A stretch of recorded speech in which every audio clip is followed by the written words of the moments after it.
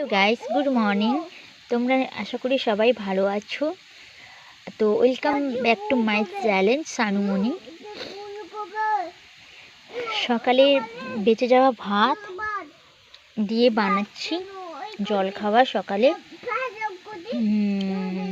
বাড়িতে যা সবজি ছিল সেগুলো দিয়ে আমি আজকে বানাচ্ছি ভাত ভাজা। তাই তোমাদের সঙ্গে শেয়ার করতে চলে এলাম ভাত ভাজাটা কেমন বানাচ্ছি।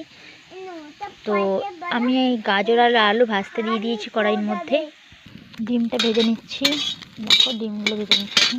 তো ফোড়নে দিচ্ছি কাঁচা লঙ্কা, পাঁচ ফোড়ন, টমেটো, পেঁয়াজ দিয়ে দিয়েছি।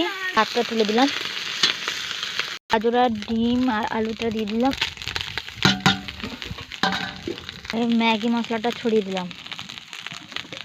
তো আমার ভাত ভাজা রেডি, দেখো তোমরা সবাইকে খেতে দেবো। পুরো রেডি হয়ে গেছে, দেখেছো? ওকে এবার রাখলাম, এবার খাওয়া স্টার্ট করবো। গরম গরম খেতে হবে, দিলে আরও ভালো লাগবে। ওকে ভালো লাগলে লাইক কমেন্ট শেয়ার প্লিজ করো, প্লিজ আমাকে সাপোর্ট করো আর আমার চ্যানেলটা সাবস্ক্রাইব করে দিও।